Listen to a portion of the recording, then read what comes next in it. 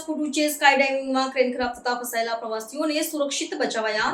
સત્તાવાળાઓ દ્વારા સુરક્ષાના ધોરણો અને દસ્તાવેજોની ચકાસણી માટે તપાસના આદેશ અપાયા. કેરળ રાજ્યના ઇડુક્કી જિલ્લામાં એક અસામાન્ય અને ભયાવહ ઘટના બની હતી, જ્યાં મુન્નાર નજીક આવેલા અનાચલ ખાતેની સ્કાય ડાઇનિંગ રેસ્ટોરન્ટમાં 4 પ્રવાસીઓ લગભગ 120 થી 150 ફૂટ ઊંચે હવામાં ફસાઈ ગયા હતા.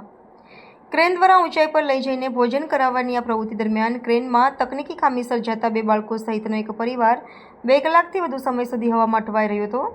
જોકે ત્વરિત કાર્યવાહીના પરિણામે તમામ પ્રવાસીઓને સુરક્ષિત રીતે બચાવી લેવામાં આવ્યા છે.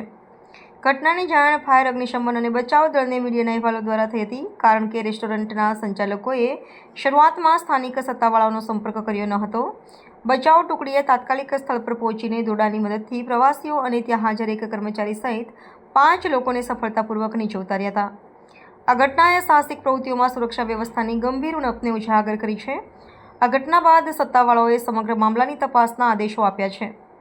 દેવીકુલમ સબ કલેક્ટરે ગામના અધિકારીઓને આ સ્કાય ડાઇનિંગ સાહસના દસ્તાવેજો અને સુરક્ષા માપદંડોની ચકાસણી કરવા નિર્દેશ આપ્યો છે. આ સાહસિક પર્યટનની પ્રવૃત્તિઓ માટેના સુરક્ષા નિયમો અને તેના પાલન અંગે હવે ગંભીર પ્રશ્નો ઊભા થયા છે, જેના પર તંત્ર દ્વારા તાત્કાલિક ધોરણે પગલાં લેવા જરૂરી છે.